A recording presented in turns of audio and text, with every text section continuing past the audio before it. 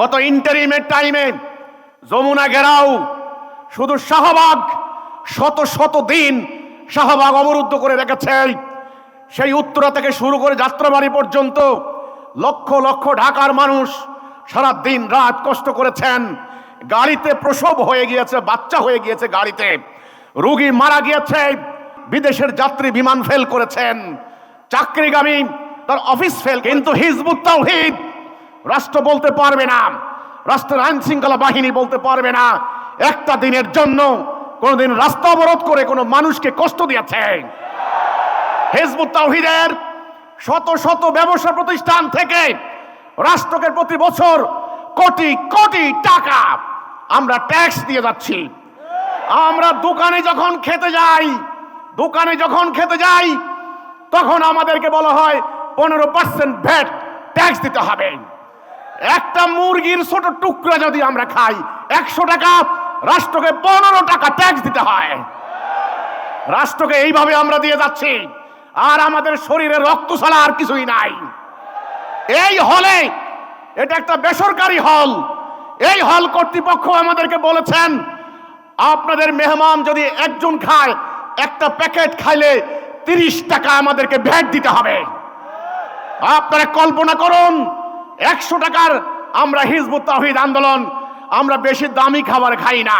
দুপুর বেলায় খাবারের টাইমে আমাদের প্যাকেট খুলে দেখবেন ম্যাক্সিমাম আমরা খিচুড়ি খাই, সামান্য সাদা ভাত, এক টুকরা মুরগির গোশত, 150 টাকা খরচ পড়বে, এর বেশি পড়বে না। কিন্তু আমাকে ট্যাক্স দিতে হবে 40 টাকা।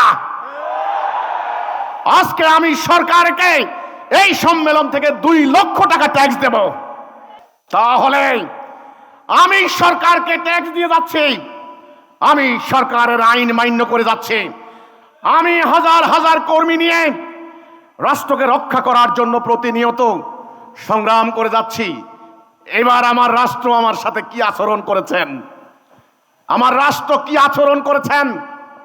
আমার বাড়ি হামলা হয়েছে 4 বার, আমার ভাইদেরকে জবাই করে হত্যা করেছে, আমার বাড়ি লুটপাট করেছে, আমার পুকুরের মাছ ধরে নিয়ে গেছে, আমার গোয়ালের গরু লুট করেছে, রাষ্ট্র রক্ষা করতে পারে নাই। এই ইন্টারিমের টাইমে অন্তত 50 জায়গায় আমরা আক্রান্ত হয়েছি, রাষ্ট্র আমাদেরকে এক জায়গায় রক্ষা করতে পারে নাই, সেভ করতে পারে নাই। রংপুরে প্রকাশ্যে আমার বাড়ি, আমার ভাইদের বাড়িঘর লুট করেছে, আহত করেছে, রক্তাক্ত করেছে। সর্বশেষ আমার রাষ্ট্র কি করেছে, আমার বাড়ির আঙিনায় আমি সমাবেশ করার জন্য আয়োজন করেছি।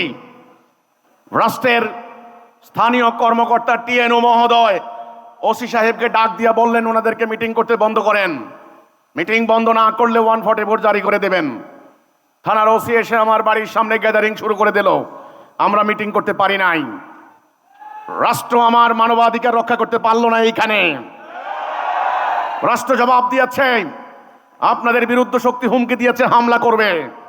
আমরা বলেছিলাম হামলাকারীরা বেআইনি, হামলা করতে পারে না, আপনারা কি করছেন? আমি রাষ্ট্রের আনুগত্য এই জন্যই করছি, রাষ্ট্র দুষ্কৃতিকারীর হাত থেকে আমাকে রক্ষা করবে। রাষ্ট্র তো আমার মায়ের কোল নয়, রাষ্ট্র আমার মায়ের কোল নয়, রাষ্ট্র হচ্ছে শাসক। রাষ্ট্র হবে সে ন্যায়কে স্থাপন করবে, অন্যায়কে দমন করবে, দুষ্কৃতিকারী লুণ্ঠনকারী জালেমদেরকে রাষ্ট্র কন্ট্রোল করবে। এই জন্যে আমরা রাষ্ট্রের কাছে বন্দুক দিয়েছি, আমরা রাষ্ট্রকে ট্যাক্স দিচ্ছি, আমরা রাষ্ট্রের কথা শুনছি, আমাদের কাছ থেকে ভ্যাট ট্যাক্স নানান ভাবে আপনারা নিচ্ছেন, আমরা রাষ্ট্রের আইন মানতে বাধ্য হচ্ছি। রাষ্ট্রের একজন 3rd ক্লাস ম্যাজিস্ট্রেট আমাদেরকে সমন জারি করলে বাংলাদেশের এমন কোন নাগরিক নাই আদালতে হাজির না হবেন। 3rd ক্লাস ম্যাজিস্ট্রেটের এই আমরা যখন সমনে হাজির হই, তার মানে রাষ্ট্রের আমরা আনুগত্য করছি। এবার রাষ্ট্র আমার সাথে কি করেছেন আমি আজ একটা একটা করে তুলে ধরব। তারপরে দেখলাম নোয়াখালীতে গত সপ্তাহে নোয়াখালী আদালতের কোর্ট চত্বরে আমার বিরুদ্ধে ষড়যন্ত্র, মিছিল, সমাবেশ, 20টা মাইক লাগিয়ে মাইজদিস টাউনে আমার বিরুদ্ধে মিথ্যাচার করা হলো, হুমকি দেওয়া হলো। আমরা রাষ্ট্রের কাছে গেলাম, রাষ্ট্র বলেছেন আমাদের কিছু করার নাই, রাষ্ট্র এখন ওদের হাতে। কাদের হাতে? কাদের হাতে? রাষ্ট্র এখন কি মব সন্ত্রাসীদের হাতে? যদি রাষ্ট্র একথা বলে থাকেন তাহলে আমি রাষ্ট্রকে বলতে চাই, ওই যেই চুক্তির বলে রাষ্ট্র গঠন হয়েছিল ওটা মনে করেন। আমাকে ভয় পাবেন না। আমি এত কাহিনী বলার মানে এই, আপনারা হয়তো এখন বলবেন এবার আমি রাষ্ট্রের বিরুদ্ধে শুরু করে দিব সংগ্রাম। না, আমাকে ভয় পাওয়ার দরকার নাই। আপনারা গত 30 বছর হিজবুত তাওহীদকে ক্লোজ মনিটরিং এর আওতায় এনেছেন। আপনাদের গোয়েন্দারা বলে হিজবুত তাওহীদকে আমরা লক্ষ্য করছি তারা কি করে, আমরা ডাইনে ফিরি নাকি বামে ফিরি, সমস্ত কিছু আমাদের ক্যামেরা ফোকাস আমাদের দিকে। আমাকে ভয় পাবেন না। আমি এই কথাগুলি এই জন্যে বলছি, আমাদের রাষ্ট্র মানবাধিকার বলবৎ করতে ব্যর্থ হয়েছে। আমাদের রাষ্ট্র, যেই রাষ্ট্র আমরা রক্ত দিয়ে কায়েম করেছি, বাক স্বাধীনতা রক্ষা করতে ব্যর্থ হয়েছে, দারিদ্র বিমোচন করতে ব্যর্থ হয়েছে। আমাদের রাষ্ট্র নিরাপত্তা দিতে ব্যর্থ হয়েছে। আমাদের রাষ্ট্র আমার ভবিষ্যৎ সন্তানের ভবিষ্যৎ রক্ষা করতে ব্যর্থ হয়েছে।